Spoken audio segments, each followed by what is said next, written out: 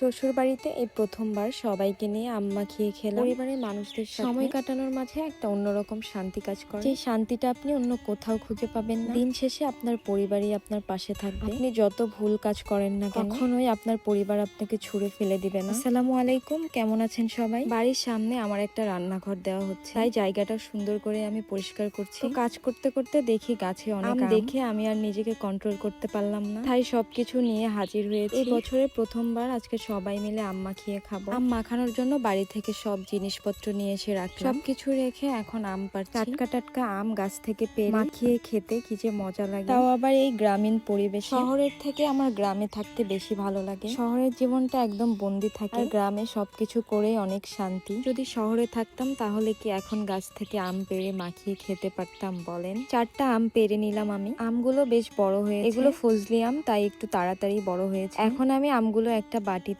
নিয়ে সুন্দর করে ধুয়ে নিব। আপনারা কারা কারা আমার মতো পরিবারের সবাইকে নিয়ে খোলা আকাশের নিচে এভাবে মাচানে বসে আম মাখিয়ে খেয়েছেন অবশ্যই কমেন্ট করে জানাবেন। আম কিন্তু আমি ভীষণ পছন্দ করি। সময় আসলে আমি সারাদিন একটু পরপরই আম খাই। আগের বছর আমের সময় আমি শ্বশুর বাড়িতেই ছিলাম, সেইবারও অনেকদিন আম মাখিয়ে খেয়েছি, কিন্তু সেটা আপনাদের সাথে শেয়ার করা হয়নি। আমি আমগুলো সুন্দর করে তাড়াতাড়ি কেটে নিচ্ছি, কারণ মা, দাদা, দাদি সবাই অপেক্ষা করছে আম মাখানো খাওয়ার জন্য। আম মাখানোর সাথে সাথে আমরা অনেক গল্প করছি, আড্ডা দিচ্ছি। মাঝে মাঝে পরিবারের সবার সাথে এভাবে সময় কাটাতেও কিন্তু অনেক ভালো লাগে। তাই আপনাদেরকে একটা কথাই বলবো, পরিবারের সবাইকে সময় দিন, তাদেরকে ভালোবাসেন, ভালো রাখেন। আজকে আপনি একটা বিপদে পড়েন, দেখবেন কেউ আপনার পাশে থাকবে না, শুধু পরিবারের মানুষগুলো ছাড়া। জীবনে আপনি অনেক বড় ভুল করেছেন, সেই ভুলটার জন্য কেউ ক্ষমা করবে না, দেখবেন আপনার পরিবারের সবাই সবকিছু ভুলে গিয়ে আপনাকে আবার কাছে টেনে নিবে। এটা হলো চরম বাস্তবতা। আমার জীবনের এক্সপেরিয়েন্স থেকে আপনাদের সাথে এই কথাগুলো শেয়ার করলাম। তো গল্প করতে করতে আমাদের আম মাখানো শেষ, সবার অপেক্ষার প্রহর শেষ হলো। এখন আমরা সবাই মিলে একসাথে বসে আম মাখানো খাবো। মাখানোটা দেখতে কিন্তু বেশ ভালোই লাগছে, কিন্তু খেতে কতটা মজা হবে সেটাই দেখার বিষয়। সবাই ট্রাই করে দেখি কেমন হয়েছে। সত্যি অনেক মজা হয়েছে, কিন্তু একটু বেশি ঝাল হয়েছে। আমার কাছে ঠিকই আছে, দাদার কাছে একটু বেশি ঝাল লেগেছে, কারণ হলো দাদা একটু কম ঝাল খায়। আম মাখানো যদি একটু ঝালই না হয় তাহলে আর কেমন হয় বলেন? অনেক বেশি ঝাল হবে, শুষিয়ে শুষিয়ে খাবো, কি যে মজা। এভাবে গ্রামীণ পরিবেশে আম মাখিয়ে খাওয়া দেখতে আপনাদের কেমন লাগছে অবশ্যই কমেন্ট করে জানাবেন। এদিকে আমার শ্বশুর আব্বা কাজ নিয়ে অনেক ব্যস্ত ছিল, সবার শেষে আম মাখানো নিয়েছে আব্বা। আমার নতুন রান্নাঘরটা করার জন্য খুবই পরিশ্রম করছে। আমি শুধু একবার মুখ ফুটে বলে সাথে সাথে কাজ করা শুরু করেছে আব্বা। তিনি কিন্তু খুবই ভালো মনের মানুষ, সহজ সরল। আমার শ্বশুর বাড়ির সবাই অনেক ভালো। সত্যি কথা বলতে এই দিক থেকে আমি খুবই লাকি একটা মানুষ। এই যে আমার সেই স্বপ্নের রান্নাঘর, আপনারা খুব তাড়াতাড়ি আমার রান্নাঘরের ফাইনাল লুকটা দেখতে পাবেন। দেখতে হলে কিন্তু অবশ্যই আমার পেস্ট্রির সাথে থাকতে হবে। আপনাদের ভালোবাসা, দোয়া থাকলে ইনশাআল্লাহ আমি আরো সুন্দর সুন্দর ভিডিও আপনাদের মাঝে শেয়ার করতে পারবো। এই ভিডিও এখানেই শেষ করছি।